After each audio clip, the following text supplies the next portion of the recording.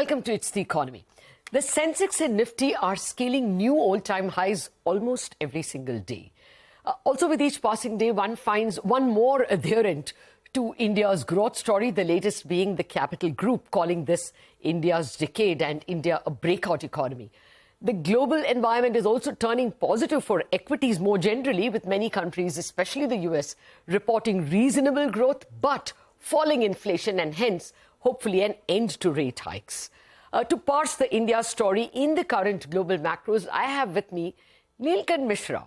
After a very long time, in a new avatar, he is now chief economist at Axis Bank and head of research at Axis Capital. Good morning, Neelkanth. Going by that twin Aston, I would assume you will discuss macros and markets. You seem to have one foot in each. So pleasure, really a pleasure having you with us today. If I can, happy to be back. If I can start with the India story itself, it's the macros. One can't find fault with it. You know, the current account deficit, the way inflation is trending, the way growth numbers are coming. Do you have any red flags to spot at all, or do you think this is a longer-term good growth story? Longer term and medium term, I think, are quite positive. In fact, I would say that I'm even more positive than the consensus views that you see, because a lot of the bullishness that we see around India is actually relative. The growth forecasts as per consensus are more or less in line with what India has delivered over the last 15 years or so. And in fact, I would say that some people are even forecasting growth which is slightly lower. I think that India is at the cusp of an inflection, and I think the growth rates will be 7% plus for nearly a decade. I'm not sure if this is enough. I think we should be growing much faster, and we can discuss that if there are questions. But in the near term, over the next year or so, I see significant risks on the horizon. The first is... Actually, yeah, go ahead. I want to hear that, yes. So just think about services exports, right? Services exports are about $430 billion, $450 billion now. That's about 13% of GDP.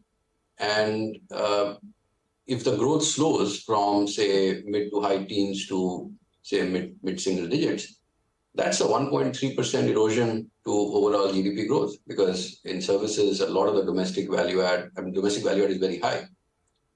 Goods exports are already falling very sharply, and the value add percentage there is lower, so I'm less worried about them.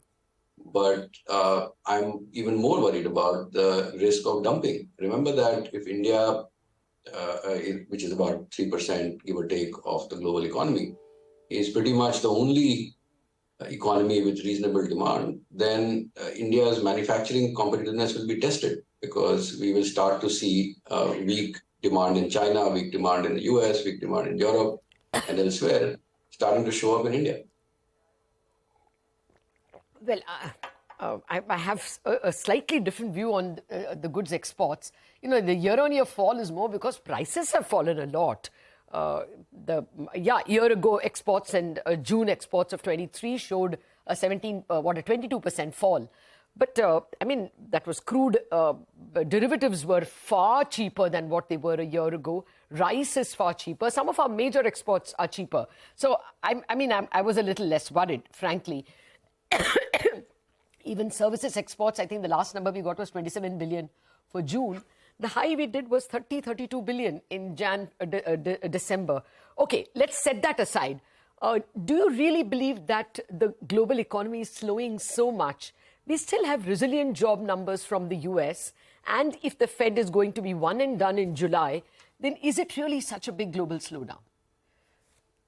So let me actually respond very quickly to the comment you made on the exports of goods and services. You're absolutely right that there is a significant pricing element to the decline in goods exports. But remember that price declines are much more damaging to margins, which is the value add proportion, than just volume decline. And if rice prices are falling a lot, it is actually a big concern, because then our incomes start to fall. On services, I have no doubt that I think services will be far more resilient than goods. In goods, there are inventory cycles as well.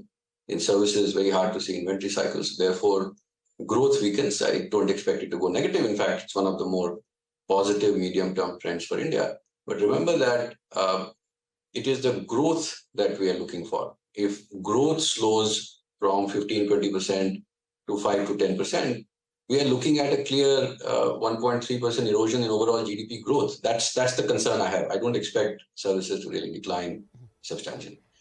Now, in terms of the global environment, remember that the macroeconomic setup this time is absolutely the opposite of what it was following the GFC. The policy preference 15 years back was for monetary easing and fiscal tightening. This time, what we are seeing is monetary tightening, but a very easy fiscal stance. Now, this is very convenient, especially in the US, because it ticks all the boxes from the political perspective. Unemployment ratios for all races are now more or less the same. Wage growth for the bottom quartile of income earners is now stronger than the wage growth in the top quartile of income earners. And I think when people, and including me, were expecting significant weakness in the economy by now in the US, we were all expecting that there would also be an element of fiscal discipline. Tightening. But what we are seeing now is, even as per the CBO, the Congressional Budget Office's forecast, the US debt to GDP is going to keep climbing over the next decade. And that is the reason why you are seeing resilience in the economy. But that also means that the implications for global markets, the global economy, are going to be very different from what we saw in the aftermath of the GFC. The two most important takeaways there would be that the valuation of assets, if you have low interest rates, the financial wealth keeps going up. Between 2012 and 2022, global wealth to GDP ratio went from 3.7 to 4.9. Now, that's, wealth is just the discounting of future earnings, right? And that ratio going up, we are not going to see that over the next decade if interest rates stay high and it's the fiscal easing which is supporting the economy. And the second aspect to that is that the spillover effects. Remember that the US is one of the most open economies in the world. Their policies have effects on the rest of the world as well.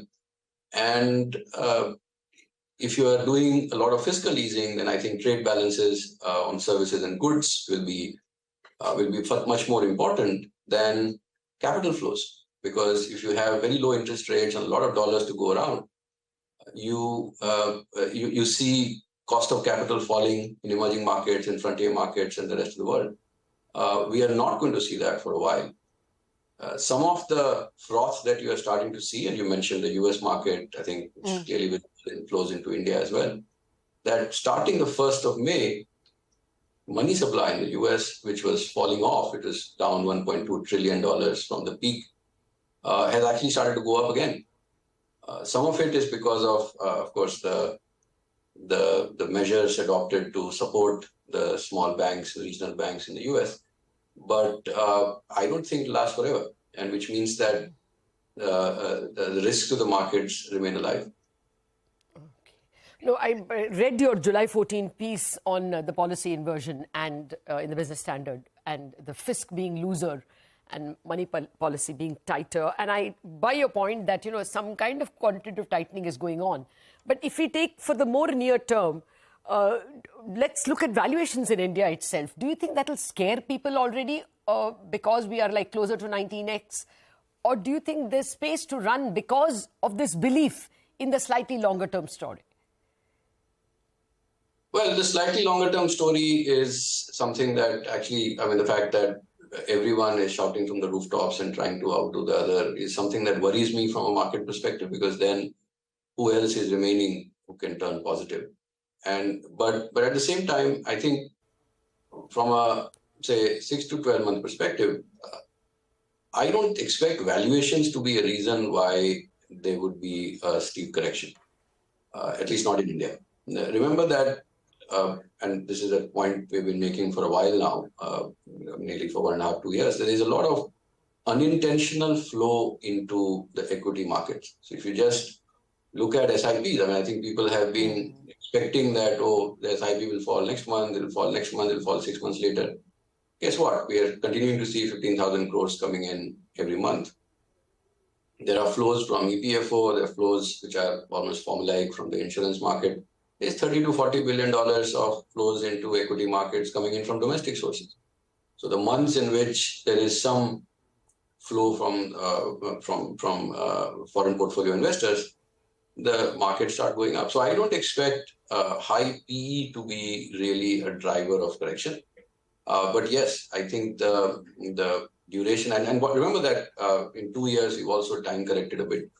Our premiums to the world are no longer as stretched as they were 2 years back, and so I don't expect that to happen. I'm for the market to correct. I think we'll need to see something very negative happening in the developed world. Okay. No, in fact, I did not even have a market correction on my question. I'm wondering if there are more gains. Is there life beyond 20,000 in the shorter term itself? And if you're positive on equities, which part would you hide or which part would you invest in? So in equities, our preference remains, what it was even the last time I had a forecast, which is domestic cyclicals over global cyclicals. So we still prefer. I think this obsession with Chinese stimulus being just around the corner is something that will result in fatigue, and I think some of those stories people will, the cry wolf will actually start playing out.